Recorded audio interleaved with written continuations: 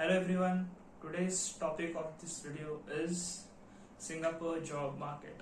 It is a very popular question among those who are the incoming students here, whether it be bachelor's or for masters or for PhD. There is no straight and simple answer for this question, how this market is or how it behaves and does it welcomes foreigner or not. So first of all, let me start with the conditions on the foreigners. In general, for foreigners, there are very strict rules and regulations. For corporations, a foreigner is only allowed to join when they have to prove that no other candidate who is a Singapore citizen or a Singapore PR is fit for the job, and because they need to hire a foreigner.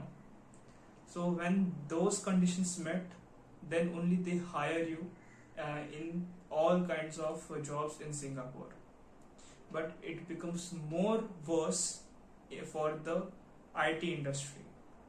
Unlike India, where many companies are service-based companies, here most of the job roles in IT is for product base. So the demand is not high as we might think. Even though here are Asian headquarters of many giants like Meta, Google, that is a one thing. But the ask for more IT guys is not that much. So your chance to get into IT is thin from starting itself. It also depends on if you had any previous job experience or not. Like me, when I came here with my bachelor's, I did not have any kind of job experience. I directly came here for my master's, and after that getting a job as a complete freshie was very difficult. Probabilities were almost zero.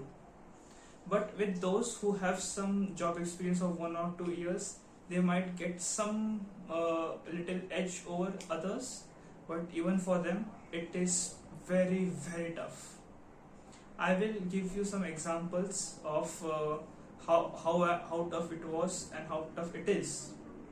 Starting with myself, when I calculated the probabilities, I like maths very much, so I went into probabilities into depth, and then I got to know, with all these foreigners restrictions and the less demand for IT guys, my chances were almost 0.001%. And my other friend Ankur, he had worked 2 years before coming here for masters. He got better calls. He got calls for interview more than mine. I got 1 or 2, he got 7 to 6 calls. But even for him it was very difficult because of many interview rounds and their expectations from us. Those things made it very difficult. And second scenario is about getting jobs, or how we can get jobs even though we don't have any kind of experience. Then there are one thing which we need to understand, especially in the case of Singapore. Singapore stresses more on research, so the foreigner restrictions are a little bit less strict for the institutes who hire for researchers, like the university itself, the NTU, NUS, SCTD, SMU. A researcher role is a little bit easier to get than the corporate role. And also in the Institute of A-Star, which is a corporate and the research institute as well. So if you are an IT professional or an incoming student in the field of IT, then definitely start your job hunt with applying to these institutes as a research associate. You will definitely get an interview at least, that is for sure.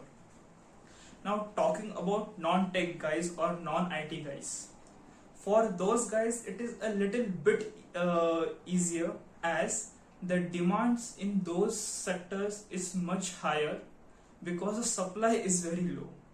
Most of the people over here work in IT in some kind of either in research or in proper corporate job. But for other like material sciences, electronics, into research you definitely have scope, but in corporate you have a better chance and much more easier chance to get into those roles. Getting into corporate after your masters or after your study for an foreigner for an IT person is almost impossible, but for a non-IT domain it is much more easier.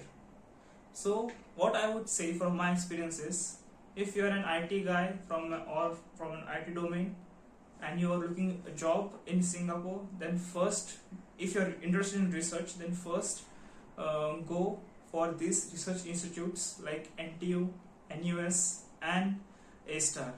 They are always actively hiring people. You just have to reach out to them.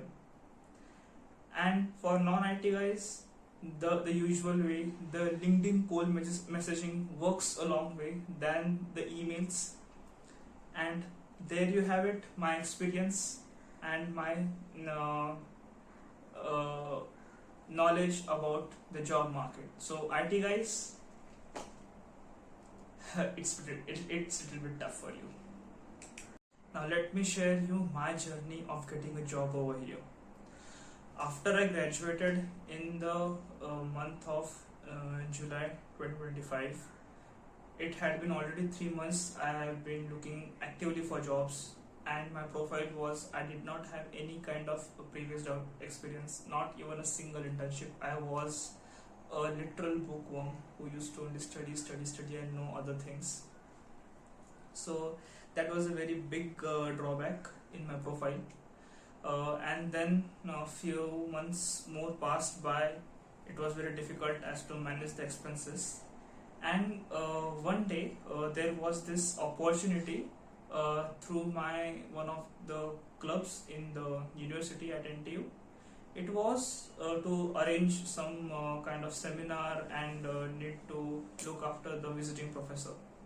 So while I was in that arrangements and taking part into that particular event, I met one professor, and he was a very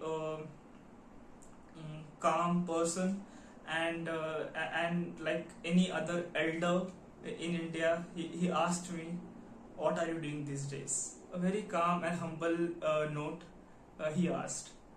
I said, sir, I'm actively looking for some jobs, and especially in the research field, and I've been trying to professors, and that has been some rough patches going on.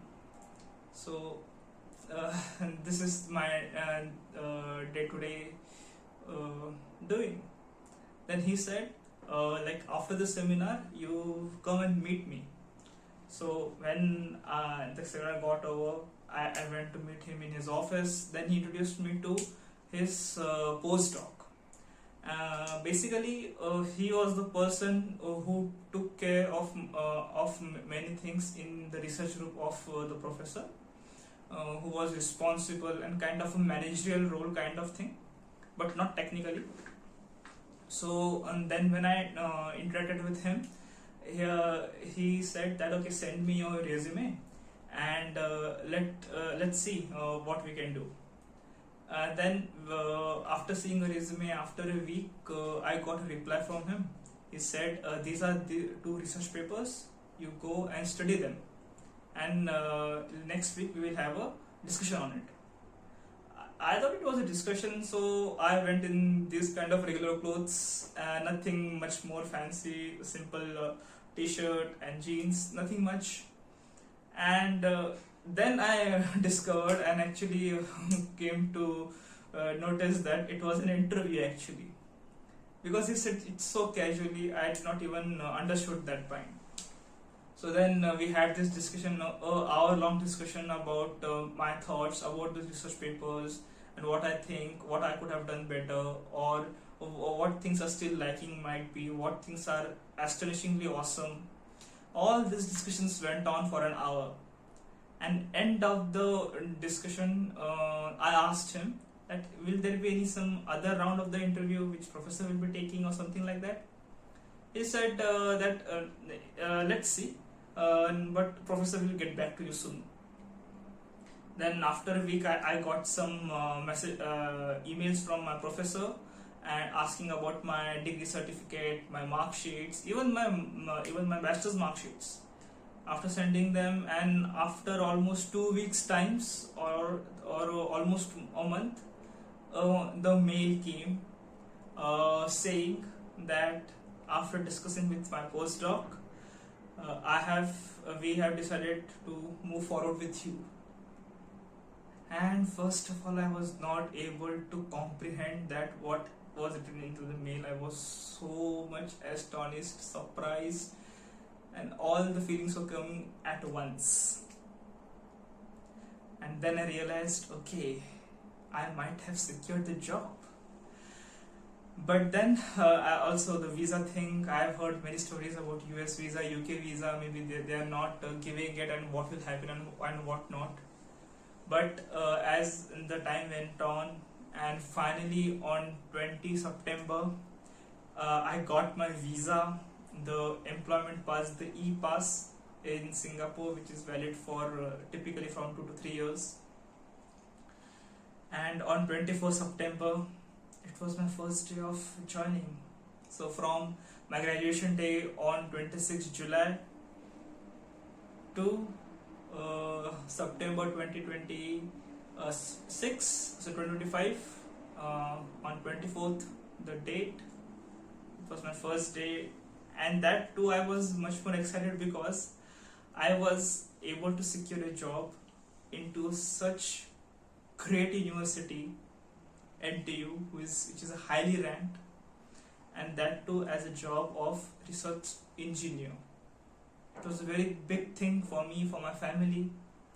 But until then, I had already applied for more than 3,000 applications on various websites, through direct mail, through other consultants, all these kind of application, and I got rejected in all of them. In one or two, I got the interview call, but it did not went well. So I almost gave hope that I will find a job over here, and I had already booked tickets for my 20 September to go back to India forever. But it happened. And then I learned this lesson, especially for Singapore, that if you're looking and trying your luck in the job market, have patience.